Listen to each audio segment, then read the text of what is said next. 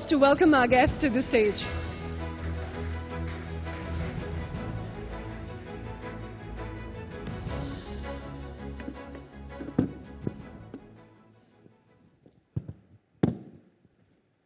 Thank you, Piyush ji, for joining us. It's nice to see you around in Mumbai these days, ever since you've become a Lok Sabha member from Bombay. Well, I've always been a Mumbaiker, and but good to for see the you rest of my life, I love to be in Mumbai. So, Piyush ji, the first question, as turnarounds go, I think the Maharashtra victory was a spectacular turnaround. This audience understands the value of turnarounds. Hand on your heart, my first question is, were you really expecting 132, a 90% strike rate?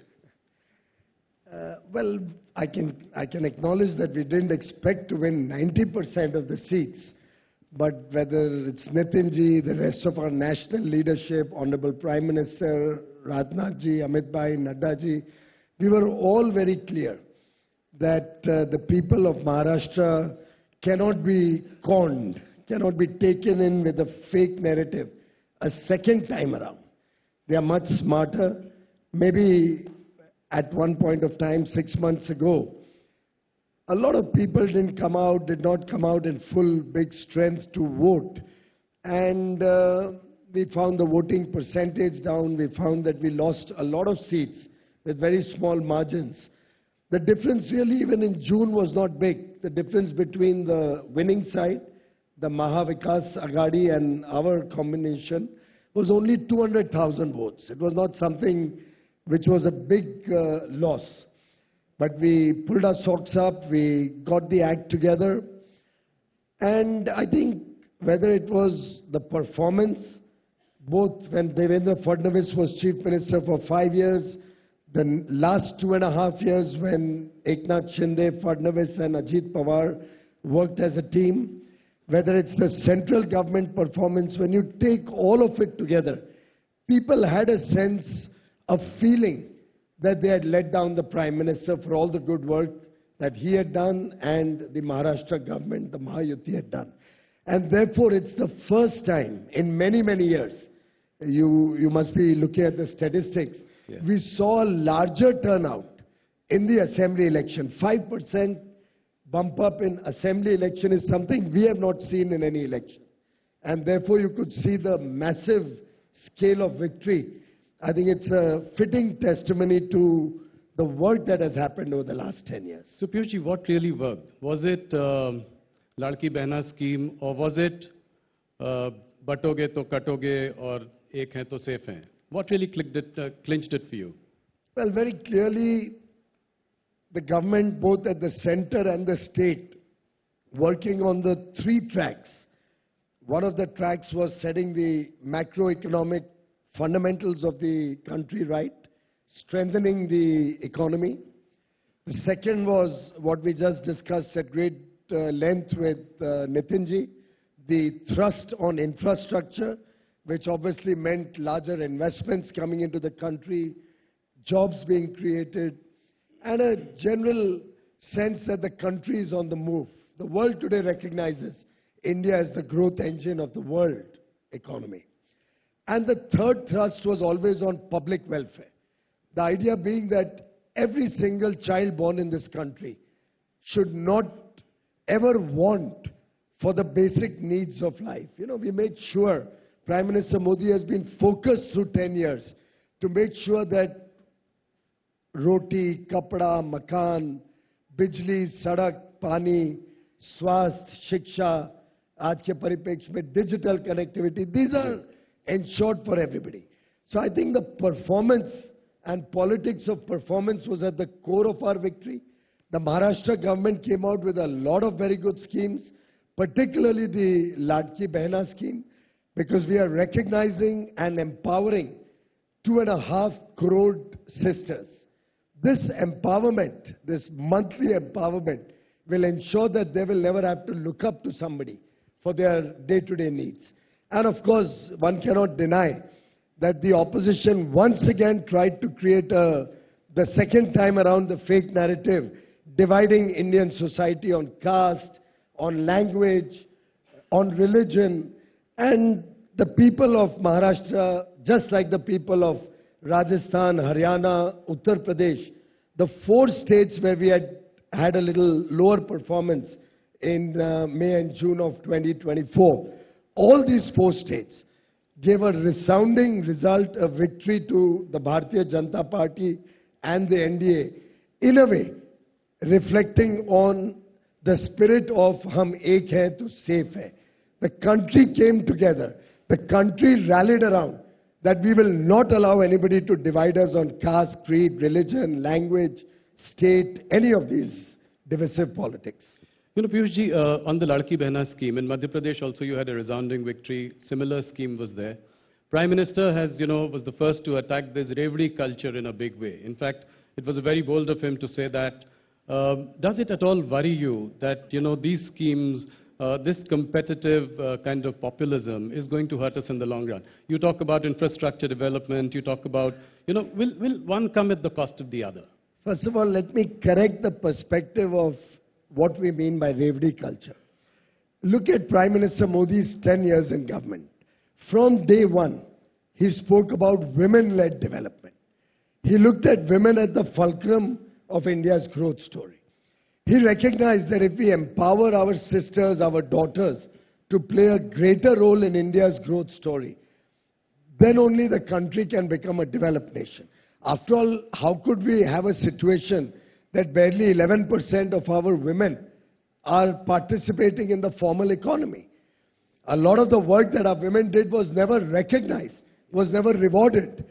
All the work they did to even keep our tradition, our culture, our heritage, our family value systems, looking after homes, doing 2-shift, working in the fields, working in homes, working in factories, yet keeping our families and our value systems alive.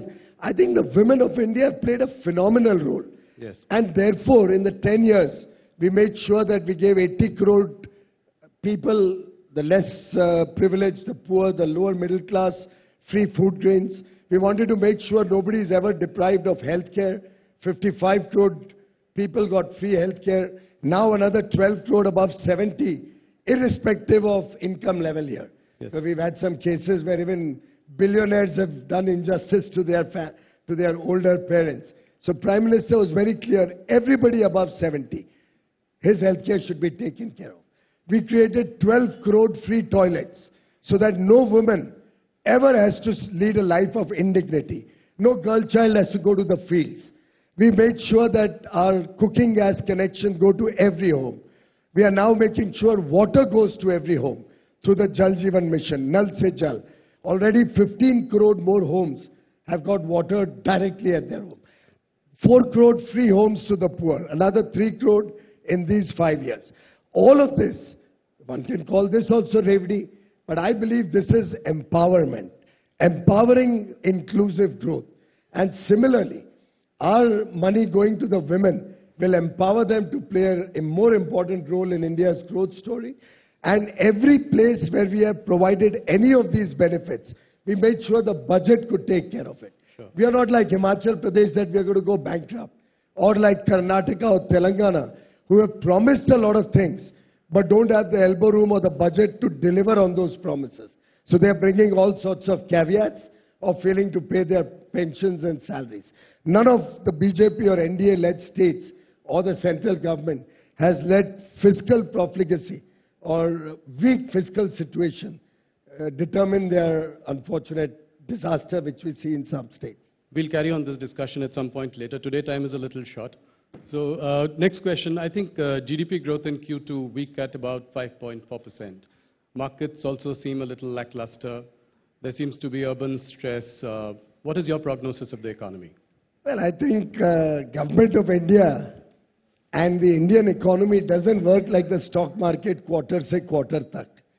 There will obviously always be a couple of times when we'll have to see some weakness, as Honorable Finance Minister rightly pointed out. This is the lag effect of the election period. The Q1, we had an election, and all across the country, obviously, spending was a little slower. As Honorable Nitin Gadkari ji said, we can clearly see that this quarter, whether you look at all the initial numbers of GST collection, you look at the manufacturing index, you look at the IIP numbers. By and large, all the numbers, the basic strength of the economy seems to be pretty much intact. We feel that at the end of the year we'll grow quite decently. We'll continue to be the fastest growing economy.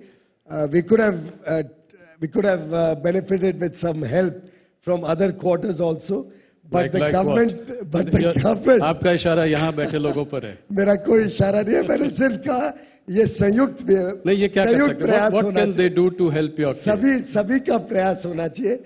Media भी positivity ला सकती है. शायद मेरा इशारा आपकी तरफ था. In the last interaction you had with us when CNBC completed 25 years, you urged the RBI governor to go in for a rate cut. Do you think that RBI should drop its reticence and looking at the GDP numbers, go in for a rate cut? No, I recall very correctly what I had said. I did not talk about a rate cut at all because that's not my remit. I'm not entitled to interfere in the regulator's independence. Sure. What I only mentioned was reiterating what the chief economic advisor in the economic survey had mentioned. And I have been strongly a proponent of this, not today, not for the last 2 years, 5 years, but even before I became a minister. I remember talking about this, probably Lata is here, must have done some interviews with her in the old days on this issue also.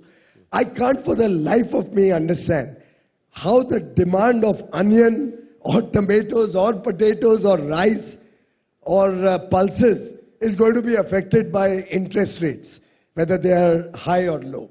I just can't for the life of me believe that we have not yet been able to evolve out of a outdated historical thinking where we are looking at the total retail inflation or CPI. It's time, as the famous saying goes, when things change, you have to change with time. Life is not always just a constant. And I do believe some economists should put their heads together and try to decipher what is the impact of high interest rates on food inflation, and are we not actually fueling further inflation and adding to the woes of inflation to the common man by keeping interest rates high? I personally believe this is a debate whose time has come. So your personal view, you're still saying that it is time for a rate cut? Well, once you eliminate food inflation from the basket, the rest would be for all the policymakers to sit down and take a sensible decision. Piyush, slower capital spending has resulted in moderate economic growth. Central government expenditure in the first half was 15% lower.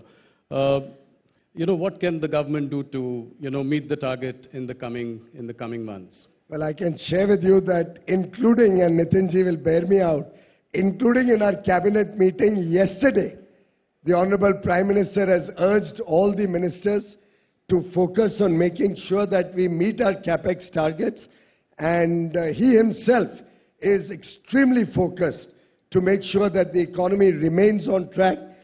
And I can share with you, just recently, there have been some reports about case studies being done on Pragati, for example. Yes. Prime Minister himself monitors large projects, himself monitors what is the obstruction that is causing capex to slow down.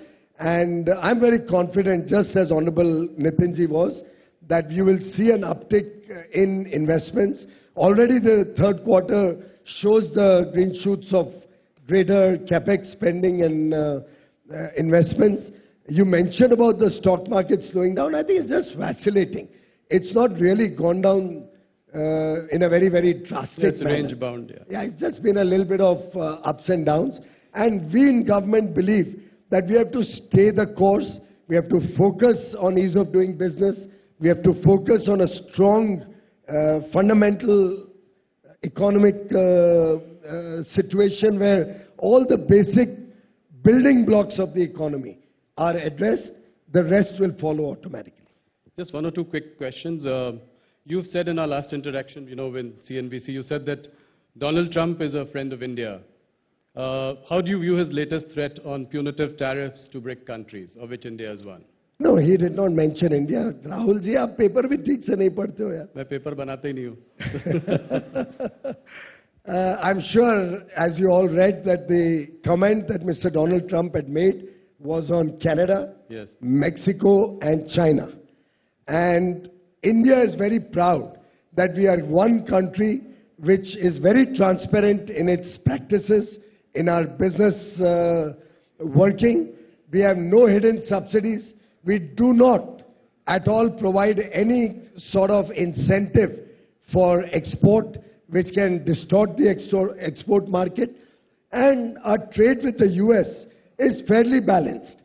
We may have a little bit of a surplus on the goods side, but then we spend nearly $20 billion in the students who are studying in various universities in the US. Yes. We have a lot of defense purchases from the US. We spend very heavily on our technology payments to the US. So our partnership with the United States is beyond just a number.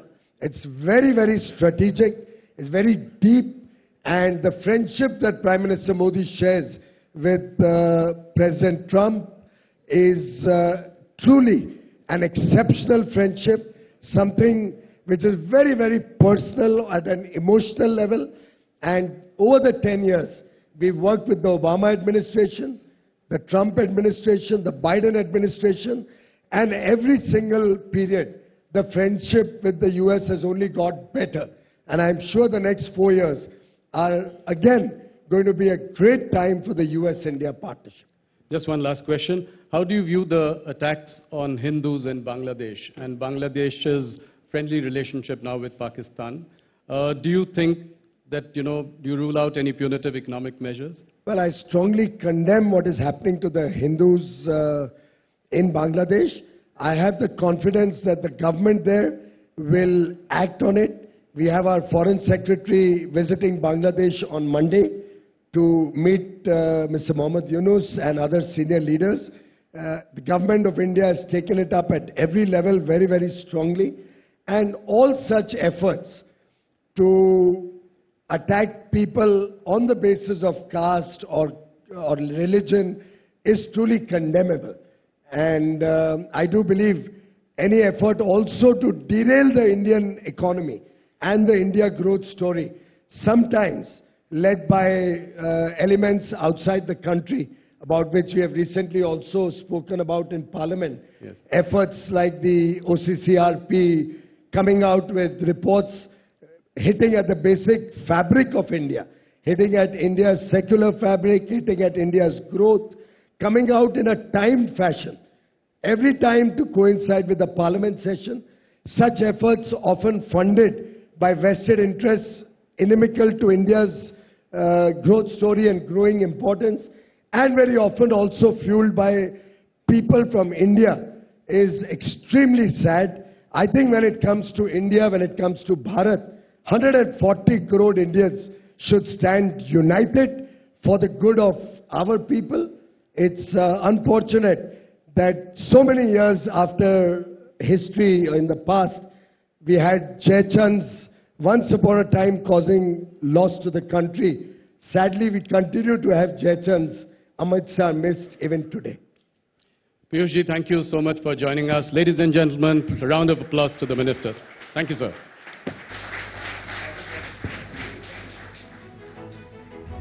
Thank you very much, Minister Piyush Goyal and Rahul Joshi, for taking us through this discussion.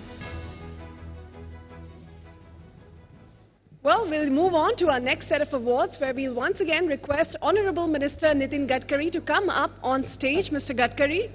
And we'd also